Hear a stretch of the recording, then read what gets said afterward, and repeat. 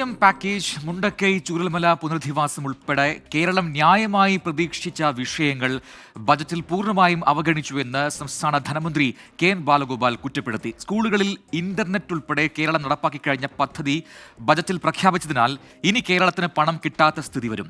ജനസംഖ്യാനുപാതികമായി നോക്കിയാൽ സംസ്ഥാനത്തിന് 14,000 കോടി രൂപ അധികമായി ലഭിക്കണമെന്നും കെ എൻ ബാലഗോപാൽ വ്യക്തമാക്കി.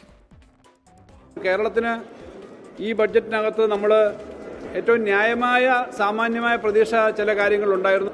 അതിനകത്ത് കിട്ടേണ്ട സാമ്പത്തിക കാര്യങ്ങളെ പറ്റിയുള്ള ഒരു കാര്യവും പറഞ്ഞിട്ടില്ല. രണ്ടാമത്, കേരളത്തിൻ്റെ മാത്രമല്ല ലോകത്തിൻ്റെ ആകെ മനസാക്ഷിയെ ഞെട്ടിച്ചൊരു സംഭവമാണ് വയനാട് മുണ്ടക്കൈ ചൂരൽമല ദുരന്തം. അതിനകത്ത് ഒരു പാക്കേജ് ഏറ്റവും ന്യായമായ കാര്യമാണ്, അതിനകത്തൊന്നും പറഞ്ഞില്ല. 2 ദശാബ്ദത്തിനിടയിൽ ഇന്ത്യയിലുണ്ടായ ഏറ്റവും മേജറായ എക്സ്പോർട്ട് പ്രൊമോഷൻ സ്കീമാണ് വിഴിഞ്ഞം. ആ വിഴിഞ്ഞത്തെ പറ്റി ഒരു കാര്യവും പറഞ്ഞിട്ടില്ല. ഇങ്ങനെ പൊതുവിൽ കേരളത്തിനോട് ഈ ബഡ്ജറ്റിൽ കാണിച്ചിരിക്കുന്ന സമീപനം അങ്ങേറ്റ നിരാശാജനകമാണെന്ന്. കേരളത്തിന്റെ ഒരാവശ്യങ്ങളും പരിഗണിച്ചില്ലെന്ന് ജോൺ ബ്രിട്ടാസ് MP. ഡൽഹി തെരഞ്ഞെടുപ്പ് ലക്ഷ്യം വെച്ചാണ് ബജറ്റെന്നും ജോൺ ബ്രിട്ടാസ് കുറ്റപ്പെടുത്തി.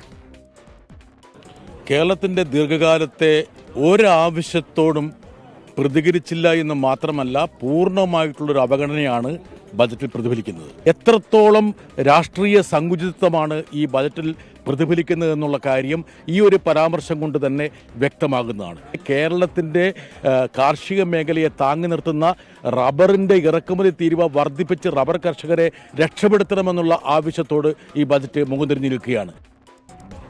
കേന്ദ്ര ബജറ്റിൽ ബീഹാറിന്റെ തെരഞ്ഞെടുപ്പ് മുന്നിൽ കണ്ടുള്ള പ്രഖ്യാപനങ്ങളാണെന്ന് P. സന്തോഷ് കുമാർ MP. കേരളത്തിന്റെ പേര് പ്രത്യേകമായി എടുത്തു പറഞ്ഞുള്ള പദ്ധതികൾ ഉണ്ടായില്ല. ബജറ്റ് കേരളത്തെ നിരാശപ്പെടുത്തുന്നുവെന്നും P. സന്തോഷ് കുമാർ 24-നോട് പറഞ്ഞു. മറ്റൊരു പ്രതികരണത്തിലേക്ക്, ദക്ഷിണേന്ത്യൻ സംസ്ഥാനങ്ങളോട് ബജറ്റിൽ പൂർണ്ണമായി അവഗണനയാണെന്ന് NK പ്രേമചന്ദ്രൻ MP. നിയമസഭാ തെരഞ്ഞെടുപ്പ് മുന്നിൽ കണ്ടുള്ള രാഷ്ട്രീയമാണ് ബജറ്റിലെന്നും NK പ്രേമചന്ദ്രൻ.